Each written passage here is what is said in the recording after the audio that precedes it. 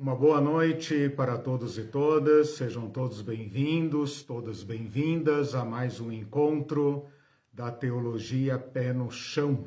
Eu e a Irene estamos aqui com nossos pés bem no chão. A Irene está aqui junto comigo, a mãozinha no ar, para nosso encontro. Vocês são todos bem-vindos a mais um encontro nosso, então. Já nos tornamos uma família pé no chão. E do chão onde nós pisamos e vivemos, nós buscamos compreensão da nossa fé, buscamos resposta para as questões elevadas da nossa fé. Aproveito para divulgar, enquanto vocês vão entrando na sala, aproveito para divulgar o nosso canal, Teologia Pé no Chão. Não se esqueçam de visitar, se a Irene puder colocar ali o link do canal no YouTube. No YouTube nós não transmitimos, transmitimos ao vivo, mas colocamos lá as aulas depois em playlists, cada playlist com um curso específico. Mesmo que você prefira assistir no Facebook, não deixe de se inscrever e de divulgar o alcance desse canal, que oferece material teológico relevante, sempre gratuitamente, sem nenhum tipo de custo. As anotações, o material fruto da minha pesquisa, eu também coloco lá, tanto no Facebook como no YouTube. E também disponibilizamos em podcast o material destas aulas no Anchor e no Spotify. Dessa forma, nós esperamos cercar você por todos os lados, por todas as mídias. Bom, nós estamos estudando um tema muito relevante para a nossa fé, mas também relevante para toda a humanidade, para todo ser vivo. Nós estamos estudando a vida, morte e ressurreição. Todos nós somos seres vivos. Temos uma vida que corre contra o tempo. Temos diante de nós um mistério profundo que nos atinge a todos e nos enche de perguntas e nos dá quase nenhuma resposta, a não ser expectativas muito vagas. A fé cristã enfrenta esta pergunta com uma resposta original, a resposta da ressurreição.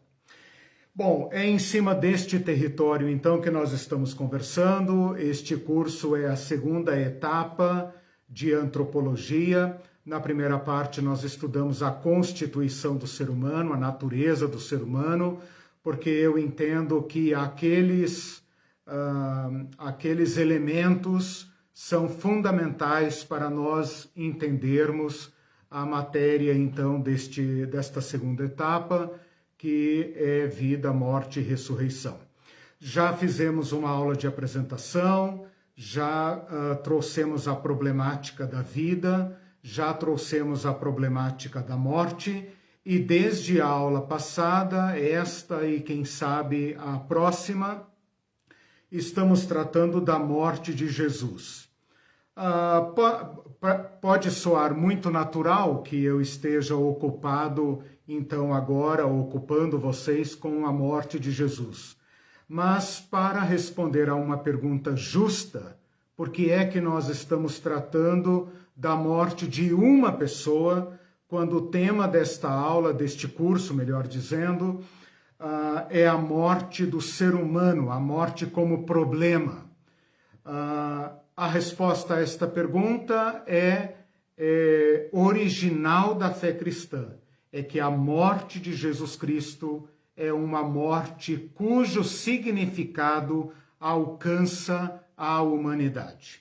Então, nós estamos nos dedicando a estudar os eventos da morte de Jesus e o significado da morte de Jesus.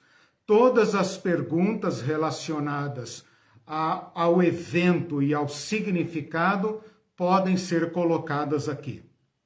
Nós estamos diante de um enigma e estamos diante de um fato narrado pelos biógrafos oficiais de Jesus Cristo, que são quem? Os evangelistas, né? Eu falei para vocês na aula passada que os 4 evangelhos narram a vida de Jesus e os 4 dão grande importância aos eventos finais da vida de Jesus, a saber, sua morte e ressurreição. Então, considerando que os evangelhos foram escritos após a morte e ressurreição de Jesus, o simples fato de os evangelistas terem dado destaque excepcional à morte do personagem já nos indica que é assim que ela foi interpretada, ou seja, eles deram grande importância à morte de Jesus. Bom, com isso então eu os atualizo, né? Coloco os 2 pés de vocês no chão para então darmos sequência hoje e a próxima aula à seguinte pergunta, a responder a seguinte pergunta: qual o significado da morte de Jesus? Na aula passada estudamos os eventos, o fato da morte de Jesus. O que temos até agora é o seguinte: aquele homem, filho de José e Maria, aquele homem galileu, nazareno, aquele homem batizado por João Batista, foi capturado pelas autoridades do seu próprio povo, considerado culpado e entregue aos romanos para sofrer a penalidade máxima, penalidade capital. E o fato é que Jesus morreu. Nós viemos até estas alturas dos acontecimentos. O que temos então é um fato. Tudo que conversarmos a partir de agora são interpretações desse fato. Esse fato não trata apenas de uma morte, que já seria dramática o suficiente. Todos nós buscamos sentido para a morte dos outros, enquanto a nossa própria não chega. Então, de certa forma, embora a morte seja um evento universal, que deveria ser natural, a morte ainda nos interroga, ela ainda exige um sentido. Que dirá uma morte violenta? E que dirá ainda a morte violenta de um homem como Jesus, que fez convergir para si propositalmente as esperanças milenares do seu próprio povo. Eu falei para vocês na aula passada que Jesus fez convergir para si as esperanças milenares do seu povo. E ele as assumiu explicitamente. Isto torna muito problemática a morte de Jesus. E mais problemática ainda, a morte tal como se deu, uma morte violenta. Não apenas uma morte violenta, mas uma morte horrível, uma morte abominável, uma morte repulsiva sob todos os aspectos, quer se considere a cultura grega, quer se considere a cultura e a jurisprudência romana, e mais grave ainda, se considerarmos a tradição, a cultura e a teologia judaica. De modo que agora a morte de Jesus é um problema com P maiúsculo. E, como eu disse para vocês na aula passada, a igreja deveria ter sido completamente extinta, morta, junto com Jesus Cristo, ou, se sobrevivendo, deveria então ter ocultado, disfarçado, amenizado, contornado a tragédia da morte de Jesus. Mas não foi o que aconteceu. E hoje, então, nós passamos a verificar como esses primeiros cristãos, os discípulos, os apóstolos, as testemunhas dos eventos, os primeiros cristãos, a primeira e, quem sabe, segunda geração de cristãos, todos esses cristãos lidaram com a morte de Jesus. Que sentido tem a morte de Jesus? Como dar continuidade à pregação de Jesus após a sua morte? Como e por quais motivos a morte de Jesus passa a ocupar não apenas um papel aceitável na fé cristã, mas o centro da fé cristã, a ponto de Paulo dizer para os coríntios: nada me importa pregar a não ser a Jesus e a Jesus crucificado. Que a cruz é escândalo para os gentios, loucura para os gregos ou vice-versa, mas para nós que cremos é o poder de Deus. E ele fala: não me envergonho do evangelho.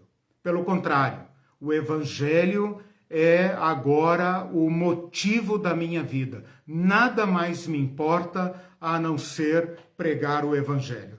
Qual é a razão que estes cristãos encontraram para colocar um evento tão trágico, tão abominável, no centro da sua pregação? Bom, eu estou gastando tempo nestas perguntas para que a gente consiga retroagir no tempo e captar a problemática da morte de Jesus. Por que captar a problemática? Porque nós somos cristãos, vivemos numa cultura cristã, cristianizada, e estamos, de certa forma, familiarizados com a morte de Jesus, tão familiarizados com a imagem de Jesus ressuscitado, de Jesus torturado, da Semana Santa e etc., que, quem sabe, nós perdemos o âmago desta pregação, ou fazemos uma explicação, uma interpretação equivocada, pobre ou injusta da morte de Jesus. Todos nós corremos esse risco. Por isso eu estou insistindo na problemática para que nós consigamos voltar ao pé dos discípulos, ao chão dos discípulos e tentarmos capturar a problemática que eles tiveram que enfrentar. Hoje pregar o evangelho é relativamente fácil, né? Em qualquer lugar do mundo, de certa forma, é fácil, mesmo numa cultura que não esteja cristianizada. Não foi assim naqueles primeiros dias. E é isso que nós precisamos, então, analisar agora. Acho que está claro o tema da aula, né? Bom, para nós nos voltarmos agora para o fato, para a historicidade da morte de Jesus, nós vamos fazer isso junto com os discípulos. E nós vamos ver que este fato grande não é fácil de explicar. Já estou aqui antecipando as dificuldades que nós vamos enfrentar para lidarmos com a morte de Jesus Cristo. Por mais que estejamos familiarizados, a morte de Jesus, quando considerada, vai despertar muitos problemas, muitas dificuldades. Mas, na trilha dos nossos antepassados, dos primeiros cristãos, nós consideraremos debruçados sobre este evento, que está, sempre esteve e sempre estará no centro da nossa fé. Para a loucura de alguns, para escândalo de outros, para a incredulidade de tantos, mas para nós que continuamos crendo, a salvação de Deus, e então vinculando definitivamente a morte de Jesus à nossa morte. Esse é o objetivo da nossa aula de hoje. Bom, eu quero então levá-los a Jesus Cristo e voltar um pouquinho na noite que antecede a morte de Jesus Cristo. Veja que na aula passada eu fui até ao dia da morte de Jesus Cristo e falei com vocês, vocês vão ficar aqui. Jesus não ressuscitou ainda, nem sabemos o que é ressurreição. Nós vamos ter que enfrentar a dureza da morte de Jesus. É aqui e a partir daqui que nós começamos então, junto com os discípulos, a buscar explicações para a morte de Jesus. Eu começo hoje, então, voltando um pouquinho para a última noite de Jesus com os discípulos, quando Jesus reúne pelo menos os 12, se havia mais pessoas nessa sala, não sabemos, mas Jesus e os 12 estão reunidos para jantarem, né? Nós chamamos de ceia, mas ceia nada mais é do que uma palavra elegante, fina, para uma janta. E nesta janta, Jesus pega o que tem na mesa, pão, parte este pão e dá aos discípulos dizendo, tomem, comam, isto é o meu corpo, minha carne, minha vida, que está sendo oferecida a todos vocês. Os discípulos comem, recebem o bocado e comem, e em seguida Jesus pega a bebida que tem na mesa. Qual bebida? O vinho, porque era o vinho que estava na mesa, o suco da uva fermentado. Pega um cálice só, ao invés de encher as taças de todo mundo, pega um cálice só e diz para eles, bebam dele todos vocês, este é o meu sangue, o sangue da nova aliança, que é derramado como sacrifício para perdão dos pecados de muitos, ou eu poderia dizer, para perdão dos pecados de todos. O que eu quero dizer com isso? Que o próprio Jesus, na véspera da sua morte, deu o sentido original, ou pelo menos o ponto de partida, no qual os discípulos deveriam interpretar sua morte. É claro que eles foram tomados por uma tragédia, tiveram que fugir, tiveram que se esconder, um deles acaba se revelando traidor do grupo e também se mata ou é morto logo na sequência. Então, daquele grupo de 13 homens, 2 mortes violentas vão acontecer em poucas horas, né? O grupo se dispersa, Pedro trai e todo aquele drama que cai como uma bomba dentro daquele minúsculo grupo de Jesus, sem contar os outros discípulos, as mulheres e todo o povo que estava reunido ali para a Páscoa, diversas pessoas que haviam vindo de Jerusalém. Jesus fala também que não voltarei a beber deste vinho até aquele dia em que com vocês beberei novamente no reino do meu Pai. Então aqui pela primeira vez, Jesus fala dele após a morte. Jesus, na véspera da sua morte, fala da presença dele com os discípulos após a sua morte. Então veja como Jesus está germinando, fecundando a notícia do que está para acontecer, ou a interpretação do que está para acontecer. Com isso, Jesus está transmitindo para os discípulos uma total confiança em Deus diante de uma morte inevitável. E a morte, então, de Jesus não impede um reencontro. Tudo isso tem que ser ouvido como se nós estivéssemos ouvindo pela primeira vez. porque não é possível que alguém fale de morte e reencontro. Ora, a morte é a cessação de todo reencontro. A morte é ruptura definitiva. Não tem mais como haver reencontro. Mas Jesus, na véspera da sua morte, fala: eu quis muito beber este vinho ou jantar com vocês, porque não voltarei a jantar com vocês a não ser no reino do meu Pai. Então Jesus aqui penetra o futuro, levando consigo seus discípulos e anunciando um reencontro posterior à morte. Então isso tem que ser ouvido com ineditismo, porque pela primeira vez Jesus está falando de pessoas após a morte. É claro que nós estamos com os nossos ouvidos, quem sabe, cansados de ouvir isto. Talvez não entendamos. Talvez não entendamos, né?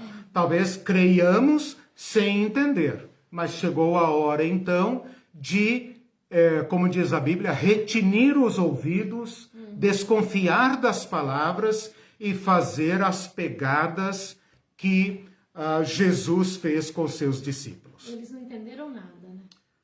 Se entenderam, não perguntaram, porque a morte, olha que interessante, a morte que é agora assumida por Jesus Cristo tem nele um significado. Mas para os 12 discípulos, que representam todos nós, a morte tem para eles o mesmo que tem para nós, a tragédia absoluta, o enigma impenetrável, a caminhada e a passagem para a nulidade, para nada. A partir daqui, a partir do último suspiro, entrego-me a Deus, não sei mais nada.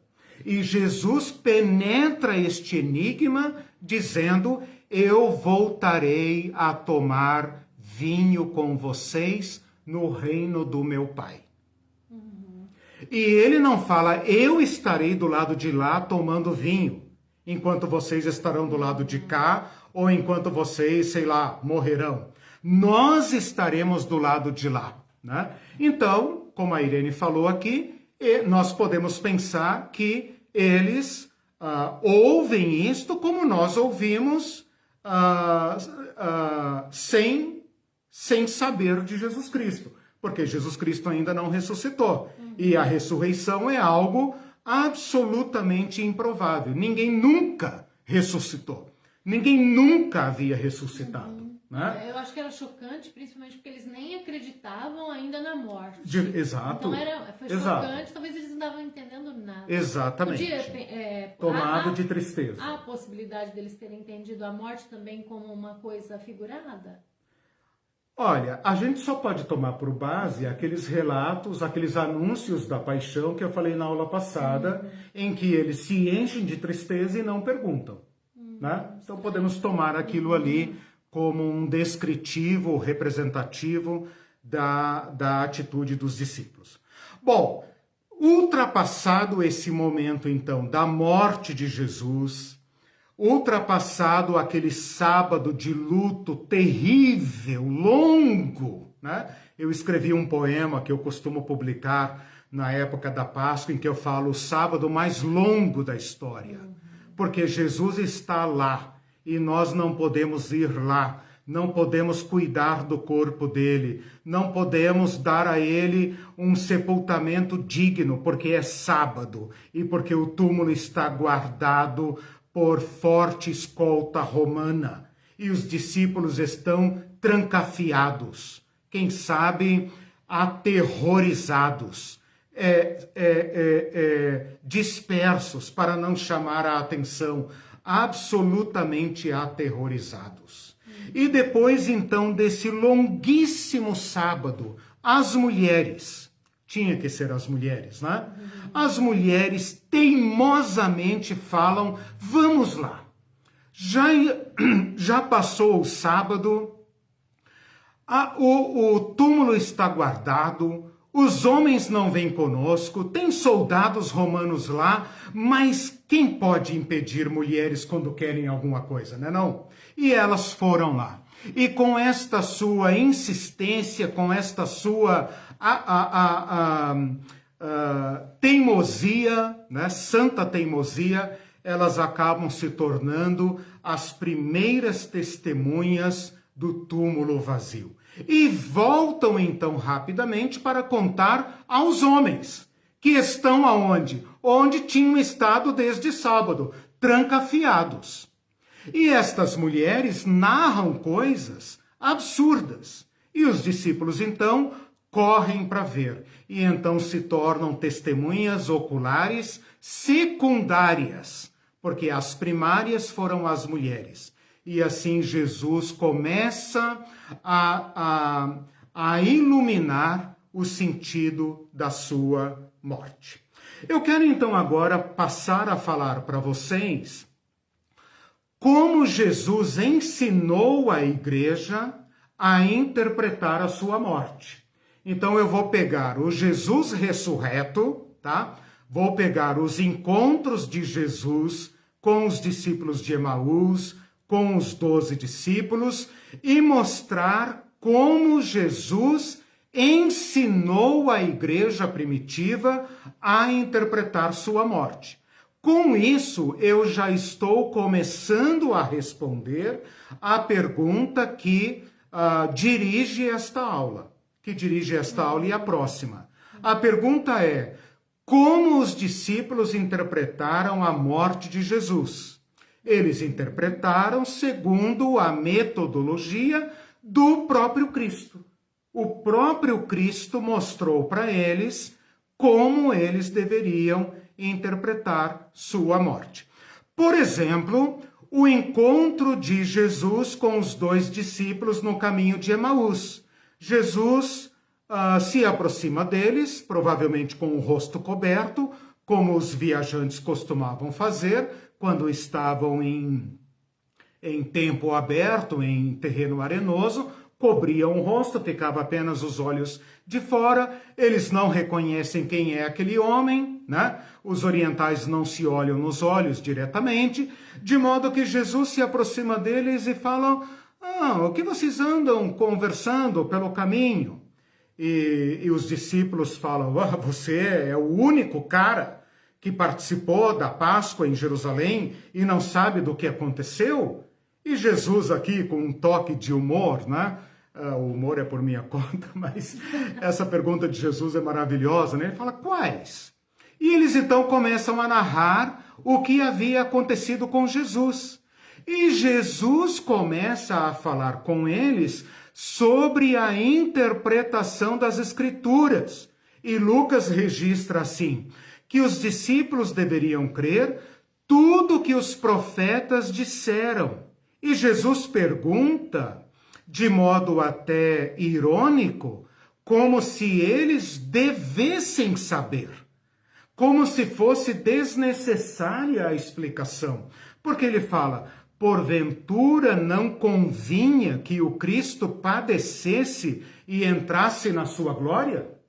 Tipo assim, vocês conhecem as Escrituras, são judeus, estão vindo de Jerusalém, não leram os profetas? E ele falava sobre isso com eles. E ele fala: convinha, ou em outra tradução, é necessário.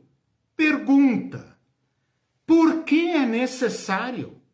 Quem impôs ao Cristo a necessidade de morrer? Guardem a palavra necessidade, porque esta palavra terá que ser respondida, né? Convinha que o Cristo padecesse e entrasse na sua glória. E começando por Moisés, discorrendo por todos os profetas, expunha aos discípulos o que a seu respeito estava escrito nas Escrituras. Depois, mais tarde, ele aparece aos discípulos, aos 12, e ele fala: enquanto eu ainda estava com vocês, eu lhes falei que devia se cumprir tudo que a lei de Moisés, os profetas e os salmos diziam a meu respeito. Aí a Irene perguntou agora há pouco, né? Eles entenderam? Jesus está dizendo, eu falei, vocês não quiseram entender, né? Se vocês tivessem me perguntado, eu teria entrado em detalhes. Como vocês não perguntaram, a gente não fala além do que a pessoa demonstra ser capaz de entender. E olha que bonito isso aqui que Lucas registra, no capítulo 24, versículo 44. Então lhes abriu a mente para que entendessem as Escrituras, e disse, sim, está escrito que o Cristo haveria de padecer, morrer e ressuscitar no terceiro dia. O que Jesus está dizendo aqui é o seguinte, qualquer pessoa, e isso inclui eu e vocês, que tenhamos lido o Antigo Testamento, deveríamos ser capazes de entender o sacrifício ou a morte, né? Não vou ainda chamar de sacrifício, a morte de Jesus Cristo. Portanto, com isso eu estou dizendo que Jesus ensinou aos discípulos o método para interpretar as Escrituras. E ele diz mais, eu estou sempre com vocês até o fim dos séculos. Portanto, Jesus não é apenas alguém que morreu e foi ressuscitado clinicamente por choques no peito ou por qualquer técnica de ressuscitação moderna. Jesus está dizendo, voltei e estou com vocês até o fim dos tempos. Portanto, Jesus é alguém que morreu, voltou à vida e agora pode estar presente para sempre com a humanidade. Estarei com vocês até o fim dos tempos. E ele fala também, eu lhes envio a promessa do meu Pai. Fiquem na cidade até que vocês sejam revestidos de poder. E fala em João, eu e meu Pai viremos para ele e faremos nele morada. Destas últimas linhas que eu citei aqui, da despedida de Jesus com seus discípulos, eu quero tirar a seguinte conclusão. Jesus não morreu, ou a morte de Jesus não tem a ver apenas com o perdão de pecados. A morte de Jesus tem a ver com reconciliação, habitação, unidade, união permanente. Eu e meu Pai viremos para ele e faremos neles morada. Eu estarei sempre com vocês. Fiquem na cidade até que o Espírito de Cristo, o Espírito do Pai, desça para habitar com vocês, para andar com vocês. Então, junto, reconciliação, habitação, unidade, comunhão, né? Então, aqui Jesus está dizendo que o que ele fez é a resposta de Deus para o problema global, é a solução definitiva para o problema global do ser humano. Ou seja, toda a problemática humana encontra no Cristo encarnado, morto, sepultado, ressuscitado, a sua solução definitiva. Ok? Então, Jesus ensinou o método. O que eu vou fazer a partir de agora, nesta aula, é mostrar para vocês, fiz um apanhado no livro de Atos, para mostrar como os primeiros cristãos transformaram Jesus em evangelho. E como eles vão explicar às pessoas o que aconteceu com o mestre deles. Tá? Então, a partir de agora, eu vou demonstrar o argumento, a tese que eu coloquei até agora. qual é a tese? A tese é a seguinte. Aliás, antes da tese, né? Qual é a resposta? E aí abro para você falar. Qual é a pergunta? Qual o sentido da morte de Jesus? Por que que um fato tão vergonhoso, tão humilhante, tão aterrador, vai ser assimilado pelos discípulos e não apenas assimilado, mas colocado na sala principal do Evangelho, no centro da fé cristã? A tese que eu estou colocando é a seguinte: eles foram buscar nas Escrituras. Quem foi que lhes ensinou a fazer isso? O próprio Jesus. O próprio Jesus falou: vocês não têm aí as Escrituras? Consultem as Escrituras. As Escrituras lhes responderão o sentido do que eu fiz. Ok? Então, a partir de agora, eu vou apenas comprovar esta afirmação. Tá? Tá, a Cláudia está dizendo que faltou aula e eu lembro que você já falou sobre isso também. Sim. Nem sei se foi nesse curso, mas enfim. Ela diz assim, sobre o ineditismo da ressurreição de Jesus. Sim. Ela diz, mas e as outras ressurreições? Ótimo. A de Lázaro, as feitas por Elias, da menininha Talita. O conceito existia? Como existia? Sim. Daí outra pessoa também falou, eu também preciso dessa resposta. Legal. O José Carlos. Nós vamos, a pergunta é ótima, bem oportuna. Nós vamos tratar, logo depois da morte de Jesus, especificamente do item da ressurreição. Mas como o morrer de Jesus caminha para a ressurreição, a pergunta de vocês é muito oportuna, porque me permite fazer essa distinção.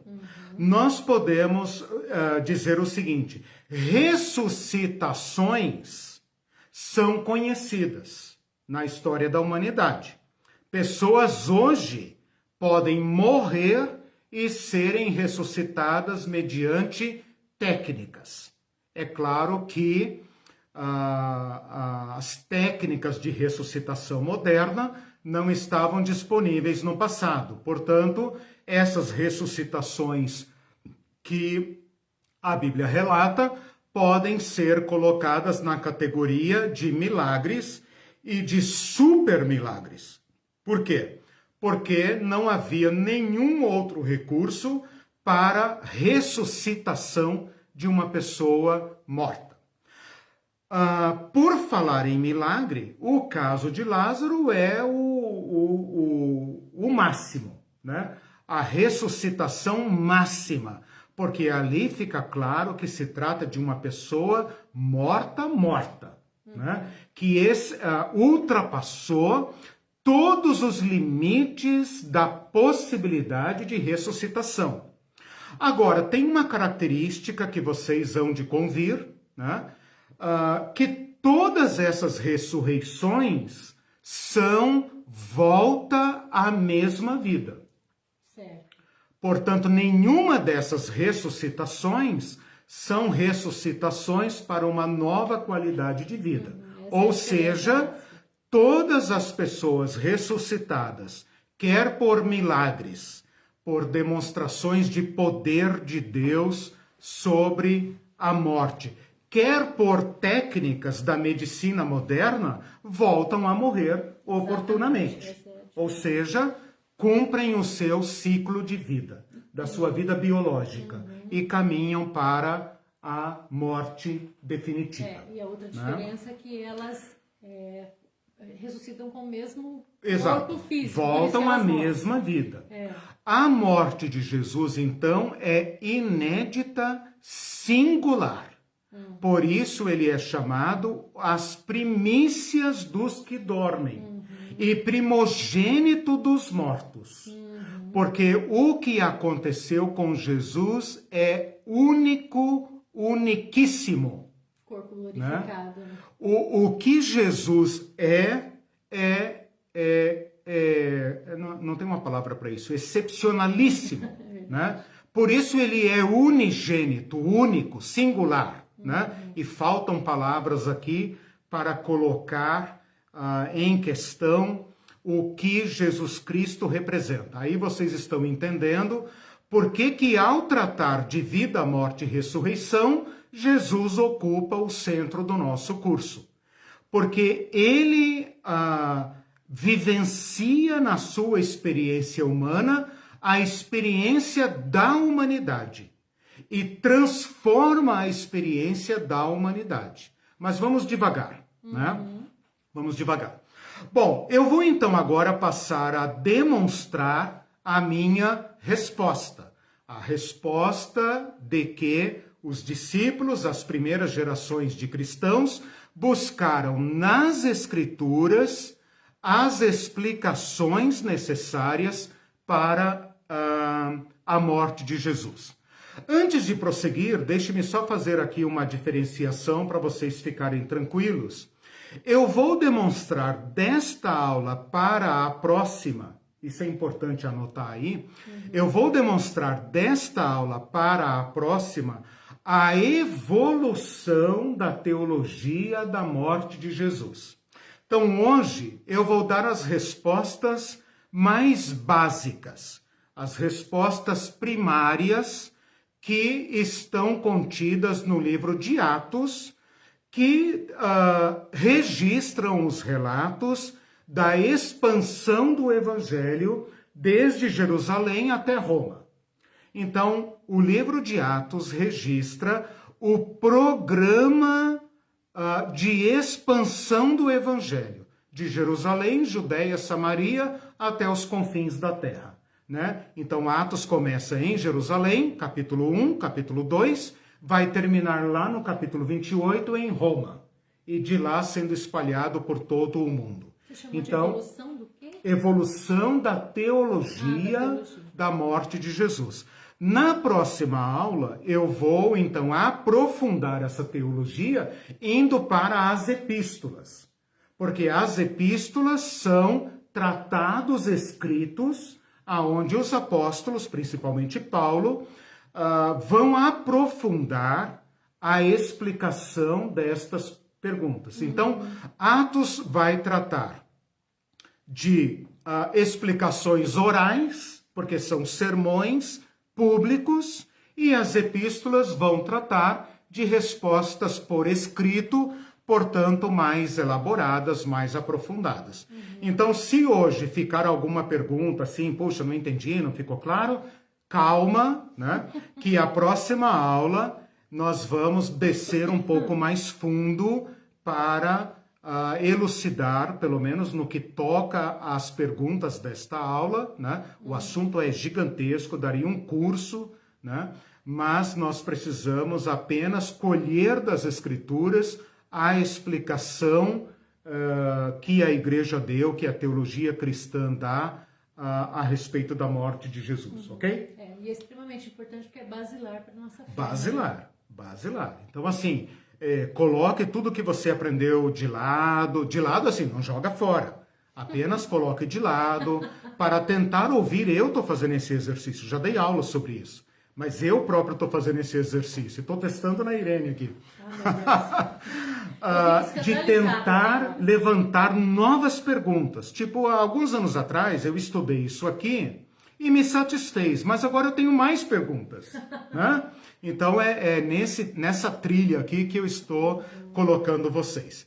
Então vamos lá. Eu vou demonstrar que, por exemplo, olha só, eu vou citar aqui sem mencionar referências, que no livro de Atos, os pregadores vão lembrar da promessa feita a Abraão, que nele seriam benditas todas as famílias da terra. Eles vão lembrar da profecia de Moisés, dizendo: o Senhor Deus levantará no meio de vocês um grande profeta.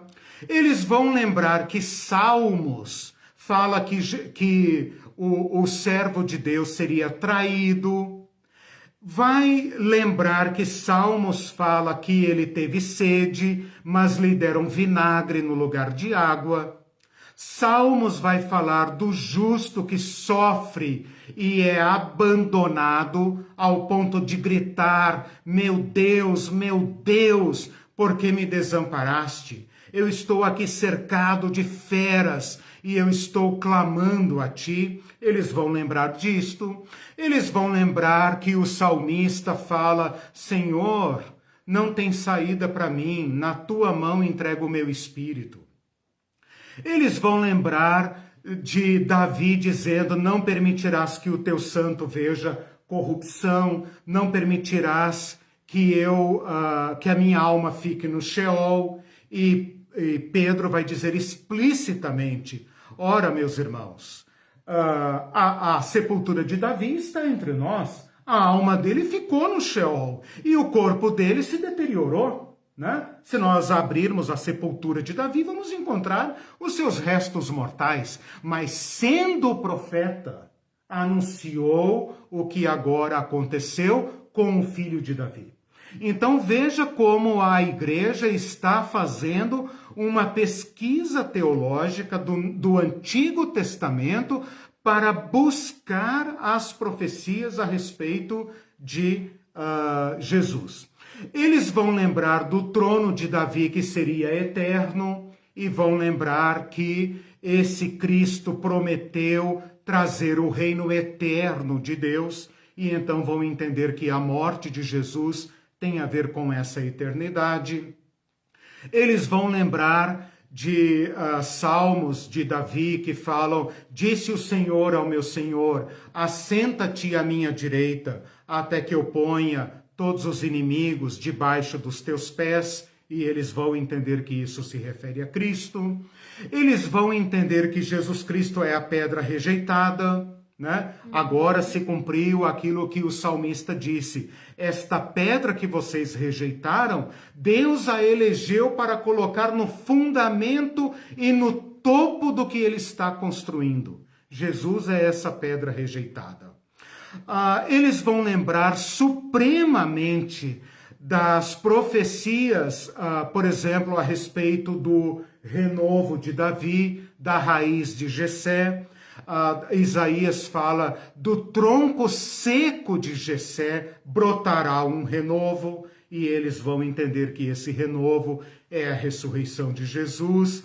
Isaías 53, que é um texto enigmático, que não tem sentido dentro do Antigo Testamento, que permanece como uma ilha cercada por todos os lados, agora começa a ser aplicada a Jesus Cristo, e Jesus Cristo passa a ser chamado servo de Deus. Apenas em Atos, eu já fiz essa pesquisa, inclusive na aula de domingo agora, vai haver um entrecruzamento, né, do curso de domingo com esse curso que eu estou dando agora. Eu já fiz essa pesquisa. Apenas em Atos é que Jesus será reconhecido como servo de Iavé. Jesus serviu a Iavé nos evangelhos, mas nunca se fez chamar de servo de Iavé. Uma vez que ele morre e ressuscita, o livro de Atos vai dizer o seu santo servo Jesus, fazendo alusão claramente a Isaías capítulo 53. Se você perguntar até hoje a um judeu, ele vai debater a interpretação de Isaías 53. Apenas os cristãos podem atribuir aquele texto singular do Antigo Testamento, quando fala do meu servo. Ele expiará, ele carregará as iniquidades do meu povo, ele justificará a muitos. Esse texto é como um código lacrado, criptografado, que permanece lacrado até a ressurreição de Jesus. Quando Lucas diz que Jesus abriu o entendimento deles para entenderem as Escrituras, então eles começam a sacar do Antigo Testamento teologia para anunciar Jesus Cristo. Eles conseguem ver a ressurreição de Jesus no Antigo Testamento. E eu vou demonstrar para vocês, quando tratarmos da ressurreição, que o Antigo Testamento mal fala de ressurreição. Mas dentro do texto do Antigo Testamento, há chaves de interpretação que só poderiam ser cumpridas em Jesus Cristo. Que os textos relativos à ressurreição ficam também enigmáticos, impossíveis de interpretação, a menos que haja uma ressurreição tal como a de Jesus Cristo.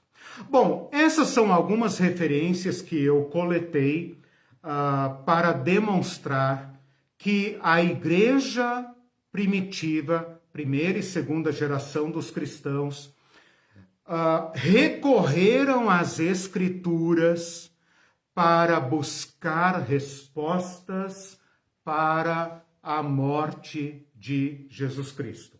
E ficaram tão convencidas desta interpretação que não tiveram problema, não tiveram dificuldade em fazer desta morte horrenda o centro da sua fé, mesmo que esta pregação continuasse causando 1000 problemas para convencer judeus, gregos e romanos. Os primeiros cristãos poderiam ter contornado este constrangimento, mas eles não o fazem, mesmo que isso se torne um horror para judeus, gregos, romanos e todos os povos. Eles insistem em pregar o Cristo crucificado. Eles poderiam ter transformado a morte de Jesus num martírio heróico. Eles poderiam ter, porque a humanidade gosta de heróis. Heróis que morrem mortes bravias, valentes. Não dava para fazer isso com Jesus. Ele morreu uma morte horrenda. Mas os discípulos recorrem às Escrituras e descobrem nelas respostas tais que fazem da morte de Jesus o centro da pregação. Quero citar aqui 1 Coríntios 15, que vai se tornar o texto base para nós estudarmos a ressurreição, em que Paulo apresenta um tipo de credo. Sabe o que é credo, né? Credo é o creio. Credo é a palavra latina para eu creio, né? Então pega essa creio em Deus Pai Todo-Poderoso e tal, né? Credere in pater noster, não sei o que, papapá. Então ficou o credo, né? Então essa primeira palavra ficou sendo o nome desta confissão de fé. Em 1 Coríntios 15, Paulo dá a entender que ele está anunciando o evangelho de acordo com um certo credo primário já corrente na igreja antes que houvesse escritura. Aliás, antes que houvesse Novo Testamento. Então, o que eu estou dizendo aqui para vocês? Estou dizendo que a igreja primitiva não tinha Novo Testamento. Estou dizendo para vocês que o Novo Testamento nasce da interpretação jesuânica do Antigo Testamento. Isso é o Novo Testamento. Mas antes de haver Novo Testamento escrito, como nós temos aqui, tem a pregação. E Paulo dá a entender em 1 Coríntios 15 que tudo se deu conforme as Escrituras. Então, olha aqui, 1 Coríntios, pode anotar essa referência, 1 Coríntios capítulo 15, versículo 3. Futuramente nós vamos voltar a esse texto detidamente. Aqui eu quero pensar apenas o versículo 3, quando ele fala o seguinte: vocês aí, gregos, estão com muito problema em acreditar na ressurreição, então eu vou demonstrar aqui para vocês de onde eu tirei o que eu lhes ensinei. Então ele fala assim: antes de tudo vos entreguei o que também recebi. Olha aqui a tradição dos discípulos e como funcionava a pregação da igreja primitiva. Paulo não pertence ao conjunto, ao colegiado apostólico. Paulo não é dos 12. Paulo é um convertido de segunda mão, de segunda geração, né? Ele fala: eu lhes entreguei o que recebi, que Jesus morreu pelos nossos pecados, segundo as Escrituras, e que foi sepultado e ressuscitado, versículo 4, tá? Que foi sepultado e ressuscitou ao terceiro dia, segundo as Escrituras, e que apareceu a Pedro e depois aos 12, depois foi visto por mais de 500 irmãos de uma só vez, dos quais a maioria sobrevive e alguns já morreram. Ou seja, 20 e tantos anos depois que essa carta foi escrita, 20 anos e poucos anos depois da morte de Jesus, Paulo está dizendo qual é o cerne da pregação dos judeus, dos cristãos. Nós cremos num Cristo que morreu pelos nossos pecados, segundo as Escrituras, e que foi sepultado e ressuscitou ao terceiro dia, segundo as Escrituras. E apareceu a fulano, fulano, fulano e fulanos, dos quais alguns já morreram, mas alguns ainda estão vivos. Ou seja, o Novo Testamento surge da interpretação messiânica do Antigo Testamento e das testemunhas oculares. Muito interessante. Quer isso seja aceitável, quer não. A morte de Jesus sempre vai ser um escândalo. E sua ressurreição sempre vai ser um absurdo. Independentemente disso, os apóstolos disseram: morreu conforme estava nas Escrituras, ressuscitou conforme estava nas Escrituras, e nós vimos. E não podemos deixar de falar do que vimos e ouvimos. Somos testemunhas. Então é desta proclamação original que nós também vamos elaborar a nossa explicação da ressurreição de Cristo. Deu para entender? Nós temos a interpretação do Antigo Testamento e nós temos as testemunhas oculares. O que é o Novo Testamento que nós temos hoje? A interpretação do Antigo Testamento, claro, a pessoa de Jesus, os evangelhos, né? Por que a história de Jesus foi registrada? Por que a morte de Jesus foi registrada em detalhes? Porque cumpre as Escrituras. E esses discípulos são testemunhas. Então, se eu perguntasse numa prova, por exemplo, né? O que é o Novo Testamento? Jesus Cristo, o que as Escrituras dizem sobre ele e o que as testemunhas oculares dizem sobre ele. Interessante. Em termos de evento, considerando que Jesus Cristo é um evento, um personagem histórico que morreu e ressuscitou. Considerado como evento, o Novo Testamento atende os critérios. Por quê? Há documentos e há testemunhas, né?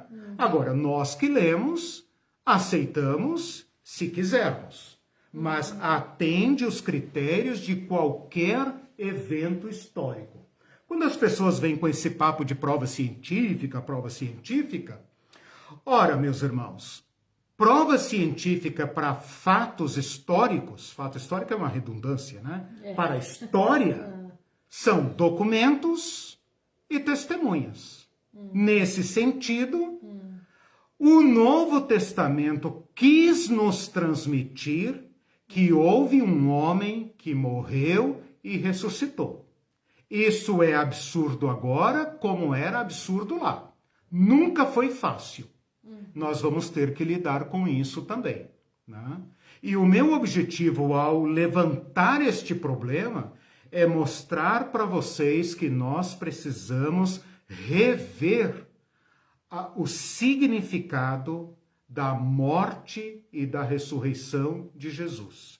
Senão, estamos apenas tomando Eucaristia, comendo pão e vinho, sem discernir o corpo de Cristo.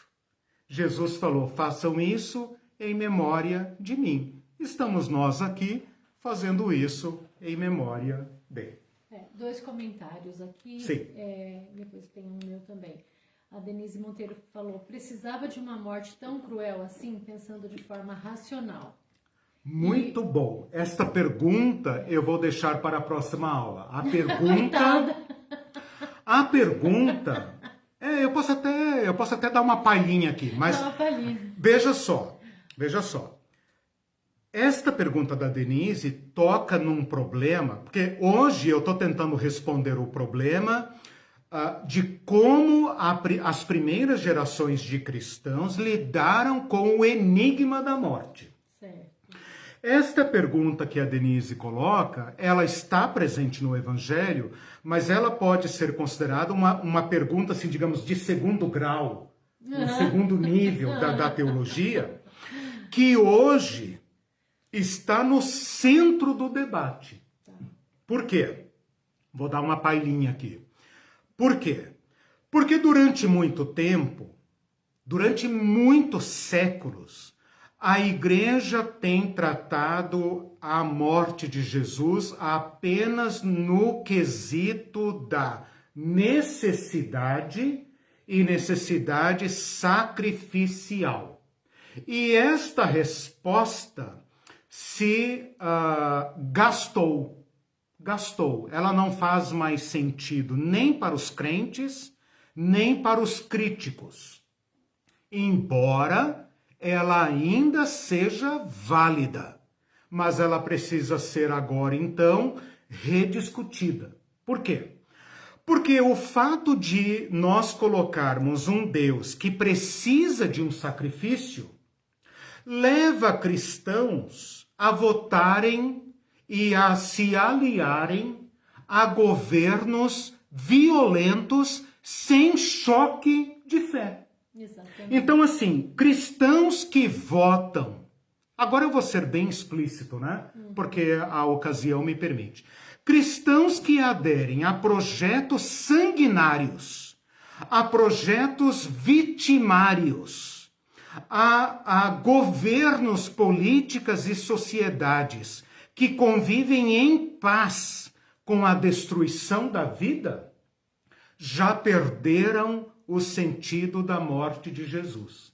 Eles podem até entender a teologia do sacrifício de Jesus na cruz, do Cordeiro de Deus e tal, mas esta fórmula se esvaziou e ela se desgastou e eles não têm mais noção do que isso significa. Por outro lado, uma grande parte de cristãos e não cristãos estão advogando a morte de Jesus como desnecessária. Desnecessária. E tendo uma importância meramente moral ou exemplar, né? Tipo, Jesus é um mártir, um herói, uma vítima e tal. Então, como essa questão é complexa, eu quero tratá-la numa segunda aula, né? Em que eu vou abordar exatamente estas teorias. Né? Ótimo. Mas já adianto para a Denise e para todos e todas o seguinte, que eu falei isso na aula passada, então não é bem adiantando, né? Estou condensando a minha formulação, a minha resposta, né? É impossível pensar que um homem como Jesus, agindo como Jesus agiu, vou falar isso na aula de domingo, sendo fiel a Deus com tal determinação, pudesse receber outro destino que não uma morte violenta. Portanto, a humanidade é representada na violência contra Jesus. A violência que Jesus sofreu não é atenuada de forma nenhuma. O amor de Jesus, imagem do Pai, desmascara a nossa aparência de justiça e expõe a nossa violência. O que eu quero dizer com isso é o seguinte: é impossível, podemos até tentar hipotetizar, né? Mas eu dou a minha resposta aqui, né? É impossível que um homem como Jesus, Deus em carne, vivendo como Jesus viveu, desmascarando aquilo que nós queremos falsear, nossa democracia, nossa justiça, nossa tecnologia, né? Nossas instituições, nossas classes, nossos títulos, né? Tudo isso é ancorado em violência. E uma violência mascarada. E o agir de Jesus desmascara esse estado de coisas. E a humanidade não tem alternativa a não ser violentar Jesus. O que ocorre é que Deus em Cristo assume esta morte violenta e a transforma em redenção. Esta é, digamos, um adiantamento. Gente, né? Isso foi só palhinha, uma antecipação da resposta que eu pretendo defender na próxima aula. Se vocês ficarem convencidos, a gente resolve isso na próxima aula. Se vocês não ficarem convencidos, eu desdobro para 2 aulas, né? E quem sabe num outro curso, te acalma, né? Não, te acalma. A Cristina Gaetano diz assim, o Ariovaldo Ramos falou sobre isso outro dia, sobre a lógica do sacrifício internalizada nos cristãos, de maneira que os faz aceitar como naturais coisas absurdas. Perfeito. Por favor, se tiver a referência, qualquer coisa que o Ari falar, pode seguir. Assinar embaixo. Ele é um profeta autêntico, né? Que tem uma capacidade iluminada pelo Espírito Santo de nos dizer as Escrituras. Ouçam-no, né? Que eu também o ouço, sou aluno dele. A Cláudia Fuentes diz assim, durante muito tempo eu entendi a morte de Jesus como necessidade, como o Senhor diz, sacrificial. Depois o fato que precisasse ela ser conforme as Escrituras para que o povo entendesse, etc. Isso. Mas depois, uns anos atrás, ouvi aquele grito de indignação, gente, ele não morreu para acalmar a fúria de um Deus Pai vingador. Isso. Ele morreu porque criticou o sistema, sendo coerente até o fim. É isso que eu quero tratar na próxima aula, porque durante muito tempo, eu estava dizendo, né, a igreja acolheu sem problemas a tese sacrificial, porém a tese sacrificial gerou efeitos colaterais como esses dos cristãos violentos, né? Os cristãos que não veem problema nenhum em torturar, matar e etc, né? Condenar à morte, decapitar, executar, enforcar, etc, etc. Então, por causa disso, nós temos novos problemas, né? E na tentativa de dar respostas atualizadas ao problema, chega-se até a desnecessidade. Eu considero que essas 2 respostas, Cláudia, estão hoje em conflito, digamos assim, estão rivalizando entre si, mas ambas fracassam diante da magnitude do problema. E eu pretendo, então, colocar uma resposta possível que esteja de acordo com as Escrituras, por um lado, porque Jesus nos deu esse método, né? E, ao mesmo tempo, responda a nós. A nós, né? Nós precisamos entender, e aqui eu estou pesquisando aí com a ajuda dos meus colegas, né? Especialmente o Elton, que é especialista em René Girard, eu estou tentando resgatar como a nossa sociedade ocultou a ideia do sacrifício, porque pode ficar parecendo que nós, modernos, superamos a questão sacrificial. Quando se fala de sacrifício, nós pensamos lá naqueles povos antigos que praticavam sacrifício humano ou que sacrificavam animais, aquela coisa assim meio primitiva. Que nós, modernos, nós pós-iluministas e tal, somos pessoas que superamos essa questão, né? A pergunta que o René Girard vai fazer é, será que nós não estamos dissimulando a máquina vitimária e nós não estamos de novo vivendo um sistema sacrificial, porém sofisticado, mascarado? E será que este Cristo, que morre mudo como morreu, não desmascara de novo, modernamente, nesses termos atuais, o nosso sistema sacrificial? Né? Então, eu não quero simplificar a resposta, tá?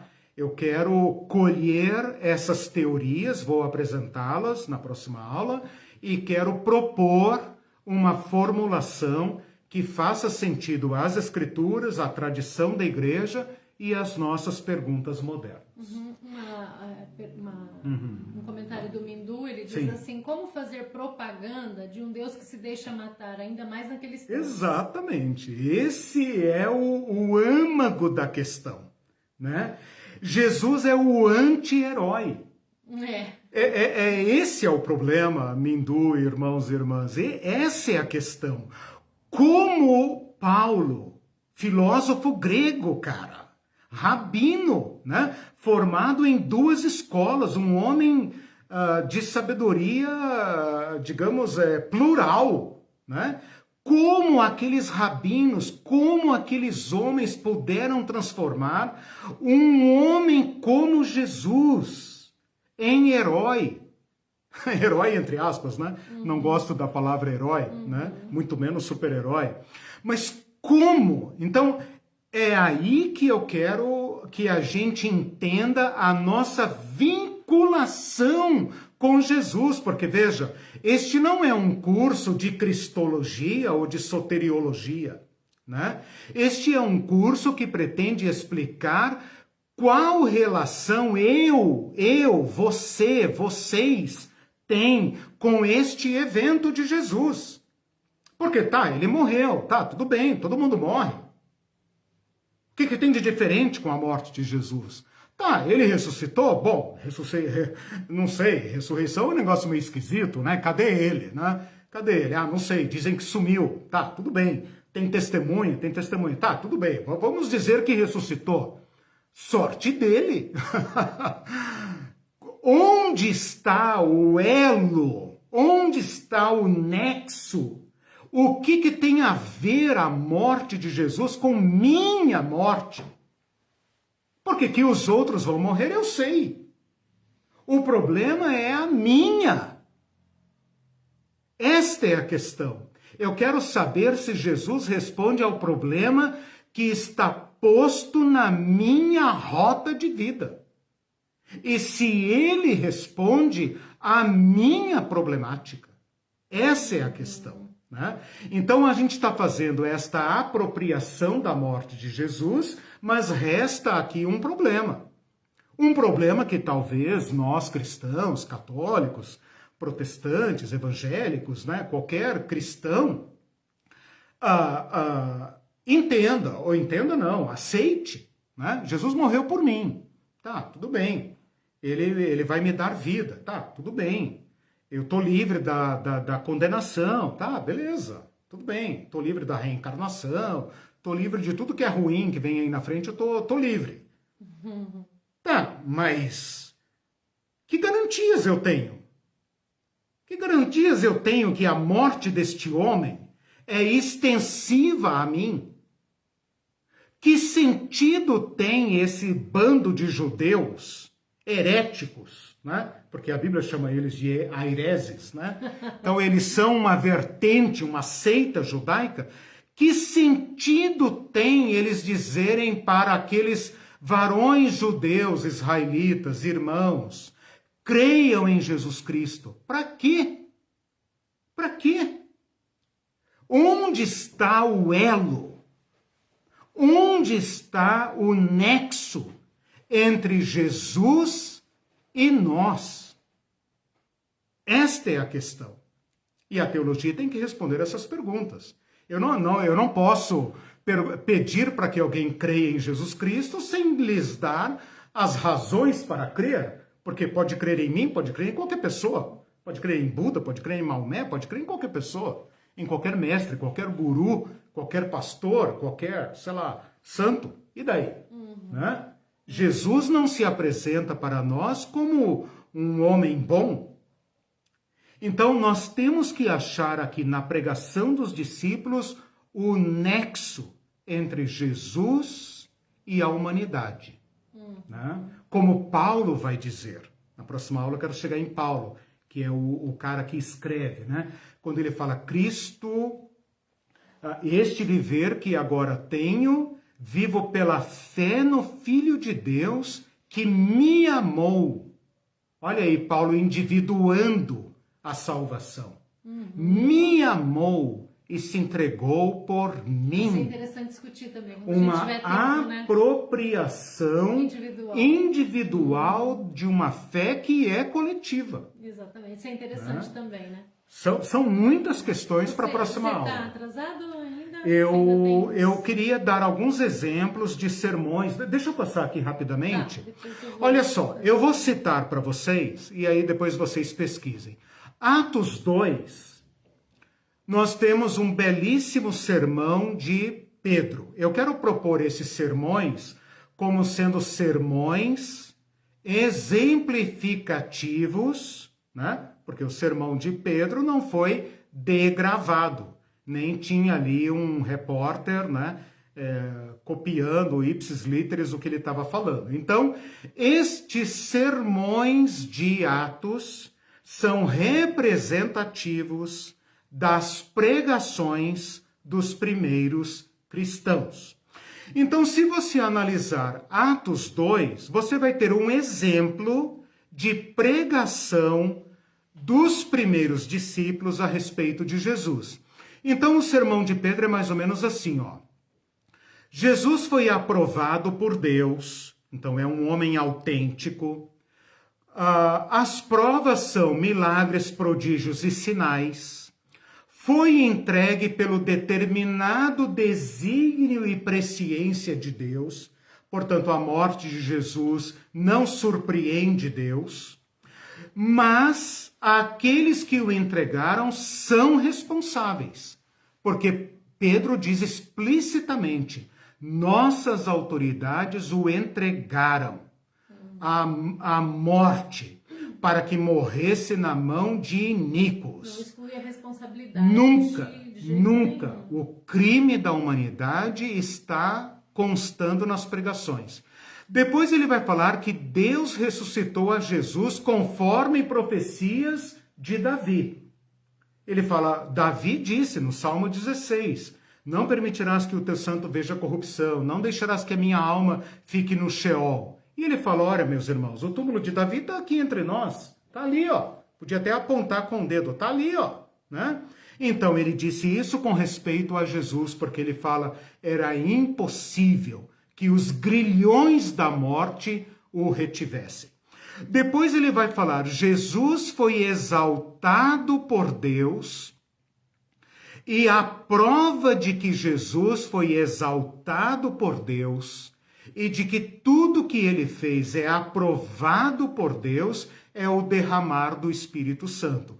Portanto, Pedro está dizendo que o grande objetivo de Jesus Cristo não é o perdão dos pecados, mas que o perdão dos pecados torna possível os homens e mulheres serem de novo família de Deus, habitação de Deus, como um paraíso. Então, o derramar do Espírito Santo reconstrói o paraíso. Então, aquelas portas da morte fechadas para Adão e Eva são agora abertas por meio de Jesus Cristo. E ele termina o seu sermão dizendo assim: esteja absolutamente certa, pois, toda a casa de Israel, que a este Jesus que vocês crucificaram, olha aí a responsabilidade, vocês crucificaram, Deus o tomou e o fez Senhor e Cristo. Então aqui nós temos um autêntico sermão de Pedro. Diante desta pregação, as pessoas perguntam: o que devemos fazer então? E Pedro lhes fala o seguinte: arrependam-se, e cada um de vós seja unido a Jesus Cristo para perdão dos pecados. Sejam imersos em Jesus Cristo, unidos a Jesus Cristo, para receberem o dom do Espírito Santo. Porque para vocês é a promessa e para todos quantos o Senhor, nosso Deus, chamar. Pedro está dizendo que o que Cristo fez é extensivo a todo que quiser. Potencialmente a todos, efetivamente aos que crerem. Em outro sermão ele vai dizer a mesma coisa: vocês traíram, vocês negaram Jesus. Pilatos já estava decidido a soltá-lo, mas vocês arquitetaram para matá-lo. E no capítulo 3 vai aparecer um outro sermão, no capítulo 3 vai aparecer assim, você anotou capítulo 2, né? Anota capítulo 3 também, 3 e 4. No capítulo 3 vai aparecer uma frase absurda, que é a seguinte: vocês mataram o autor da vida. Vocês mataram o autor da vida. É uma frase absurda. Era absurda naquela época e continua sendo absurda. Era profecia, vocês mataram porque era profecia. Mataram o autor da vida. Vocês mataram. É interessante que Pedro havia negado a Jesus. Mas redimido por Jesus Cristo, perdoado por Jesus Cristo, pode acusar o pecado do povo e chamá-los ao mesmo arrependimento para a remissão de pecados. E ele fala o seguinte, nesse mesmo sermão do capítulo 3: Deus realizou o que anunciara por boca de todos os profetas, que o seu Cristo havia de padecer. Onde ele aprendeu isso? Com o Cristo. Acabei de dizer para vocês. De novo as pessoas perguntam: o que devemos fazer? E ele fala: arrependam-se, convertam-se e seus pecados serão cancelados. E da parte de Cristo virá o refrigério, porque ele vai cumprir tudo o que ele prometeu a Abraão, aos profetas, etc, etc. No capítulo 4, ele fala algo agora para outro grupo, para as autoridades do Sinédrio. Ele fala: Jesus é a pedra que vocês rejeitaram. Mas esta pedra que não passou na perícia de vocês, Deus a elevou e agora fez dela a pedra angular de uma nova aliança. E aqui ele anuncia algo que pode parecer batido aos nossos ouvidos, mas que deve nos estremecer, porque ele fala isso no Senado judaico, diante das autoridades religiosas da antiga aliança. Ele fala: não há salvação em nenhum outro, porque abaixo do céu não existe nenhum outro nome dado aos seres humanos pelo qual possamos ser salvos. Então percebam o que a igreja de Atos está fazendo. Ela está pegando aquele homem da cruz, aquele homem surrado, furado, torturado, dizendo: Deus transformou esta violência em redenção e agora o devolve a nós sem vingança. Jesus poderia ter ressuscitado para vingar, mas Jesus ressuscita sem vingança, para dizer aos discípulos: agora vão aos meus inimigos, aos meus torturadores, aos incrédulos, e anunciem a eles o perdão dos pecados. Pai, perdoa-lhes, porque eles não entendem o que estão fazendo. Eles são todos presos da violência. E foi necessário um crime desta monta para que as pessoas se dessem conta de que, ao praticarem violência, estavam matando a si mesmos. E era necessário uma libertação da violência para que a humanidade tivesse, então, salvação. Não há outro meio. Qualquer outro meio envolve violência.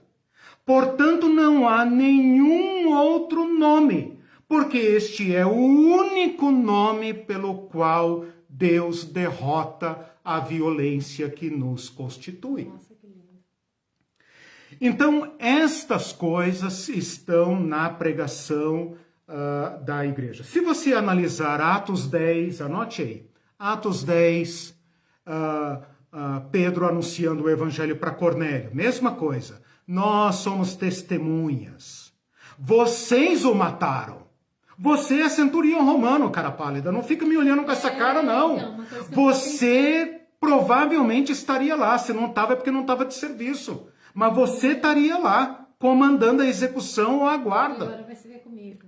Nós somos testemunhas de que estas coisas se deram entre nós, mas Deus o constituiu juiz de vivos e mortos. E ele o fez para redimir neste supremo pecado da raça humana. Deus redime todos os pecados. Deus isenta toda a humanidade da sua culpa eterna, do seu erro eterno, da sua autodestruição eterna. Poderia pegar ainda os sermões de Paulo, por exemplo, anote aí Atos 13, Paulo pregando agora para judeus e gentios. E ele fala: olha, Jesus foi crucificado e sepultado para que se cumprisse a respeito dele tudo o que estava escrito, mas Deus o ressuscitou dentre os mortos e foi visto por muitos que com eles haviam subido para Jerusalém, os quais agora são suas testemunhas.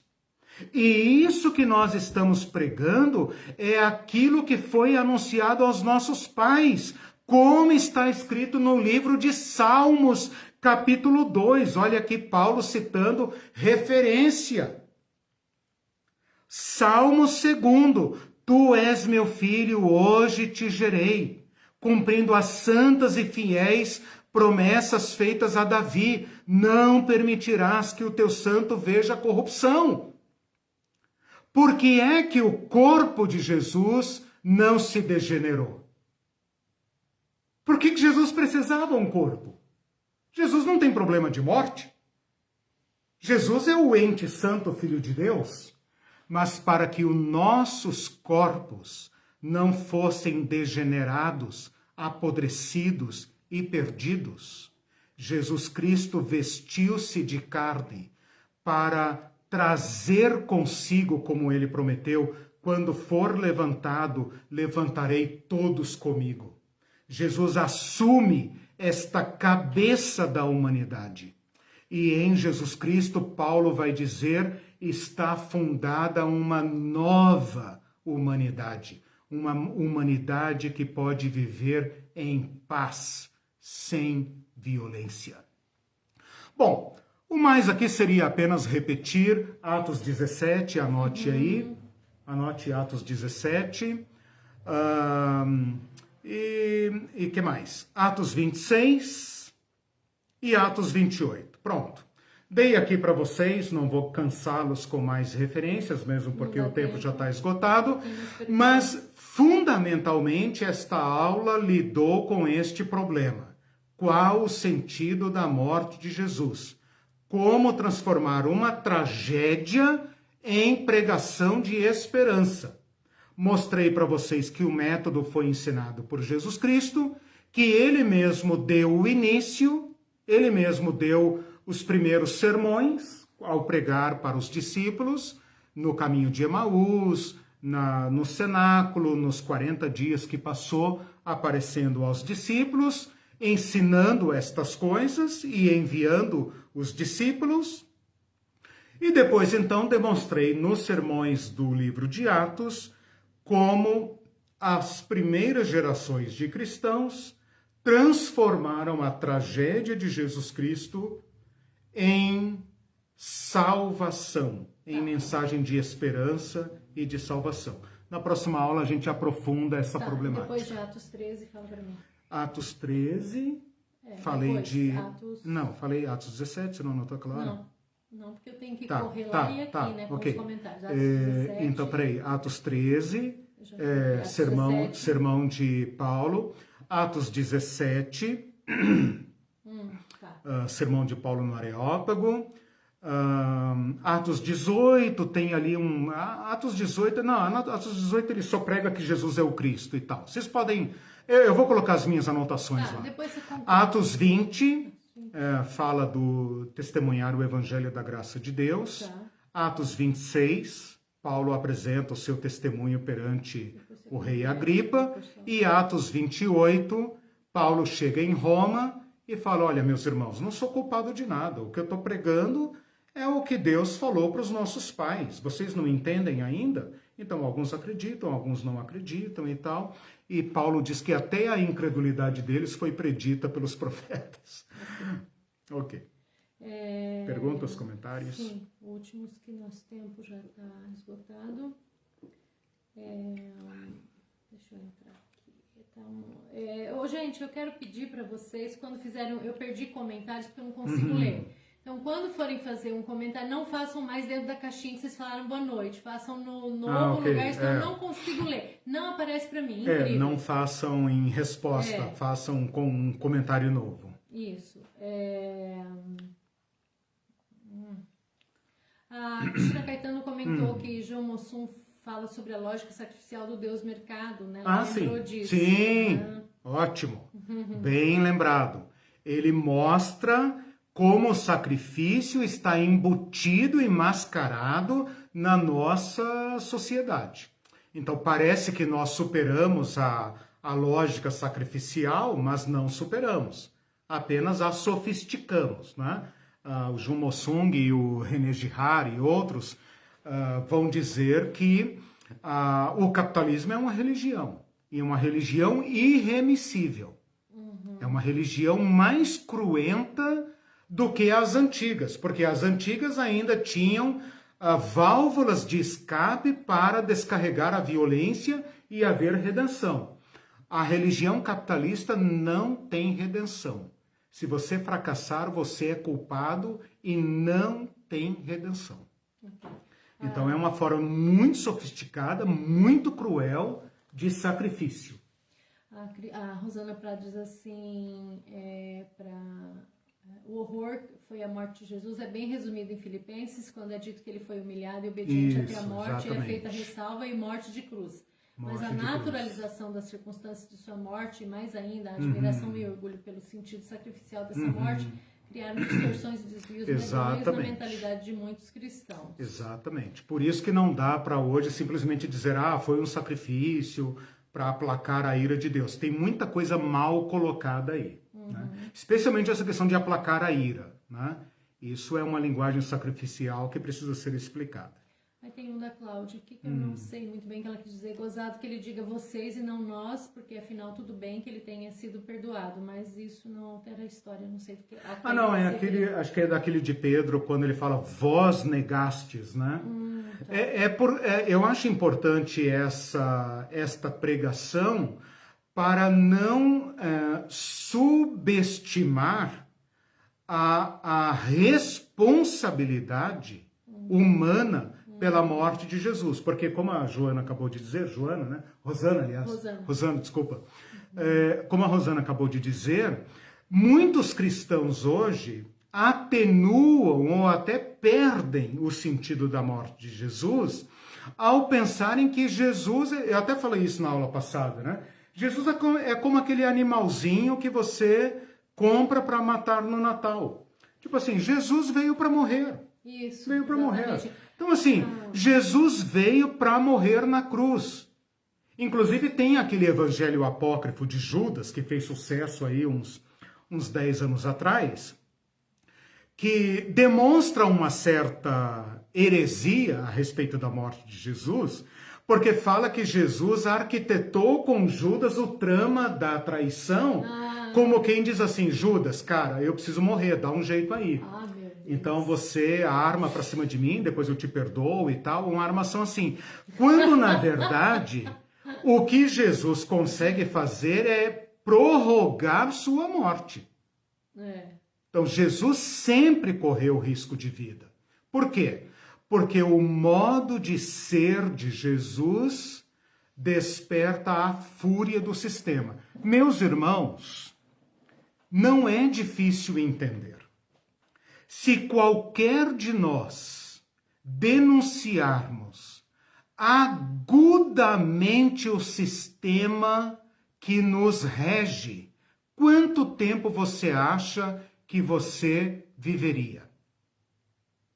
Paulo diz o seguinte: todos os que querem viver piedosamente padecerão perseguição. Os cristãos esqueceram isso. Eles acham que tem cristofobia, né? Eles oprimem, perturbam e dominam as pessoas e reclamam de cristofobia, né? Agora pensem comigo. Se nós radicalizarmos a não violência de Jesus Cristo, se nós protegermos as vítimas do sistema, quanto tempo você acha que você dura, vivo e com saúde e em liberdade? Pensem nas vítimas da história. Pensem em todos aqueles que arquitetaram a libertação da humanidade. Pensam em todos aqueles que tentaram repartir o pão. Pensem nisso. Até o padre Júlio Lancelotti Todos. Porque... Um homem como o padre Júlio Lancelotti era para ser aplaudido. As pessoas deveriam passar pela rua dizendo: Padre, Deus te abençoe, precisa de alguma coisa, toma aqui um dinheiro, uma oferta, você me representa, não sei o quê. O cara é ameaçado de morte. Então, se homens e mulheres que tentam seguir o modelo de Jesus são ameaçados de morte pelas forças da violência, Jesus Cristo durou muito. Sim, verdade. Né? Eu acho que é aquele texto lá do grande inquisidor que fala: Jesus, não volta não. Se você voltar, eles te matam mais rápido do que antes. E numa morte, talvez... Pior ainda. Tipo, como você... se atreveu a voltar. Então, assim, nós temos que entender o que é que Cristo está fazendo aí. Né? Como ele desmascara a nossa violência. Falando sobre violência, eu tinha mais questões, mas a gente já extrapolou, não tem tempo mais. Mas pelo Vamos para a próxima aula, eu vou tratar isso com mais detalhes. Porque eu queria tratar de morte e ressurreição, você falou que é lembrada, eu queria tratar se é lembrada junto, mas deixa para a próxima. Sobre violência, eu nunca pensei isso, mas Jesus não ressuscitou pensando em vingança. Exatamente. E os discípulos, quando entenderam toda a questão, porque afinal de contas a esperança deles foi morta, né?